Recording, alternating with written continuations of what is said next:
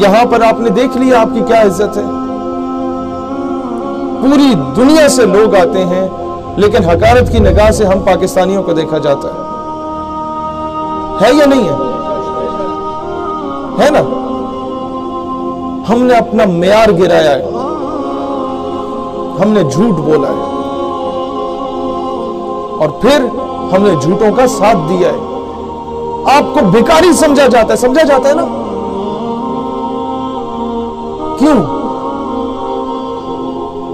اب ایک لطیفہ سا ہے, اس میں شاید آپ کو ہنسی نہ آئے, لیکن اگر آپ اسے سمجھ جائیں تو آپ کی آنے والی نسلیں سنور سکتی ہیں.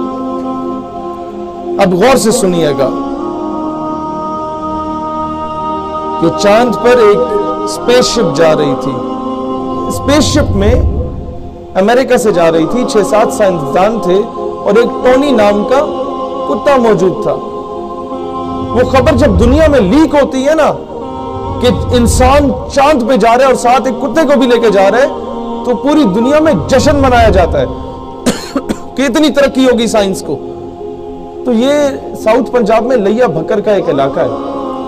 وہاں پر ایک بابے کو جب یہ خبر پہنچی نا تو بابا بدوائیں دینے لگ گیا کہ اللہ کرے غرق ہو جائے, تباہ ہو جائے, چند تک نہ پہنچے. پیپل آسکڈ ہم اے کوسچن کہ بابا جی وہ اسپیس شپ تہاڈی ہے؟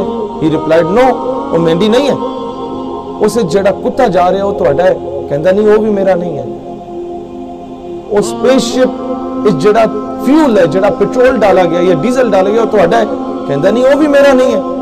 تو لوگوں نے پوچھا بابا وقت تینوں تکلیف کی ہے, وہ اسپیس شپ جب چاند پہ جا رہی ہے تو آپ کو کیا مسئلہ ہے, کیوں بدوائیں دے رہے ہو؟ اب غور سے سنیں.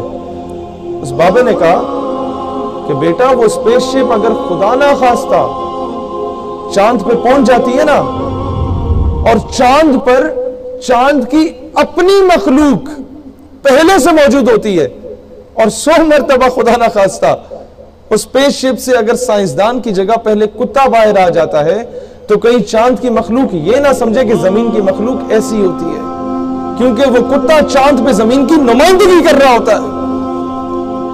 اپنے نمائندے اچھے چنے کہنے کا مطلب یہ ہے. جب آپ کا حاکم وقت پچھلے 20 سالوں سے ہر حکومت میں جا کے کشکول پھیلا رہا ہے, کبھی ورلڈ بینک, کبھی IMF, کبھی امریکہ, کبھی برطانیہ کے گوٹے گٹوں میں بیٹھ رہا ہے, تو پوری دنیا آپ کو بھکاری سمجھے گی. اور جب ترکوں کا حاکم وقت ڈونلڈ ٹرمپ کو جا کے آنکھیں دکھاتا ہے نا, تو پوری دنیا انہیں غیرت مند سمجھتی ہے. نادا گر گئے سجدے میں جب وقت قیام آیا. آج یہی پیغام ہم حاکم وقت کو کہتے ہیں کہ جناب دلیر بنو, پوری قوم تمہارا ساتھ دے گی, لیکن بنو دلیر. ٹیپو سلطان ٹویٹ کر کے کشمیر نہیں آزاد کراتا تھا. ٹیپو سلطان اقوام متحدہ میں جا کے منتے ترلے کر کے کشمیر آزاد نہیں کرواتا تھا. ٹیپو سلطان جس کی مثالیں دی جاتی ہیں وہ بھیک نہیں مانگتا تھا, اور بتوں سے تجھ کو امیدی خدا سے نو امیدی. یہ IMF, یہ ورلڈ بینک, یہ سارا کچھ ان کے آگے بھیک مانگنا, ان سے کشمیر کی بھیک مانگنا. بتوں سے تجھ کو امیدی خدا سے نو امیدی, مجھے بتا تو صحیح اور کافری کیا ہے. یہ یاد رکھنا کہ ہمیں حکومت سے, اس کی پالیسی سے اختلاف ہو سکتا ہے. پاکستان دھرتی ماں ہے, اس کا دشمن ہمارا دشمن ہے. اس پرچم, اس کی نسبت سے غور سے دیکھو, کیا گنبد خضرا سے نہیں, اس کا دشمن ہمارا دشمن ہے. میں کیوں پیار کرتا ہوں اس ملک سے کہ یہاں پیدا ہو گیا؟ نہیں, ایک وجہ ہے کہ یہاں سعودی عرب میں آ کے بھی آپ لوگوں کو اس وطن, اس دھرتی ماں کا احساس دلا رہا ہوں کہ یہاں کماؤ, سارا کچھ کرو, لیکن اپنے ملک کو سرو کرو. سینے پہ اپنا عزت بحال کرنا چاہتے ہو؟ پوچھا جاتا ہے are you from Pakistan? No, I am from India, I am from Bangladesh. کیوں؟ بولو ہاں, I am from Pakistan, the only homeland after Medina Park which was made on the name of Islam. I am from Pakistan, the only nuclear power in the entire Islamic world. When we became nuclear power, بتاؤ نا, سینے پہ پاکستانی پرچم لگا کے پھرو آج سے. دنیا کے جس کونے میں ہو، سعودی عرب میں ہو، امریکہ میں ہو، جہاں جہاں مزدوری نوکری کر رہے ہو، سینے پہ پرچم لگاؤ، تمہاری نمائندگی ہونی چاہیے۔ بتاؤ کہ ہاں میں اس پاکستان سے تعلق رکھتا ہوں کہ جب یہ نیوکلیئر پاور بنا نا تو موروکو سے لے کے انڈونیشیا تک جشن منایا گیا تھا۔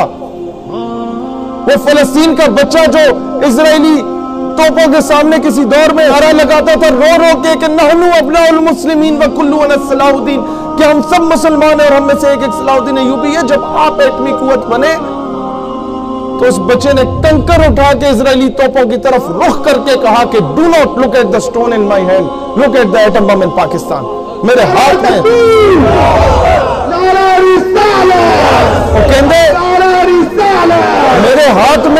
میرے ہاتھ میں یہ کنکر نہ دیکھو،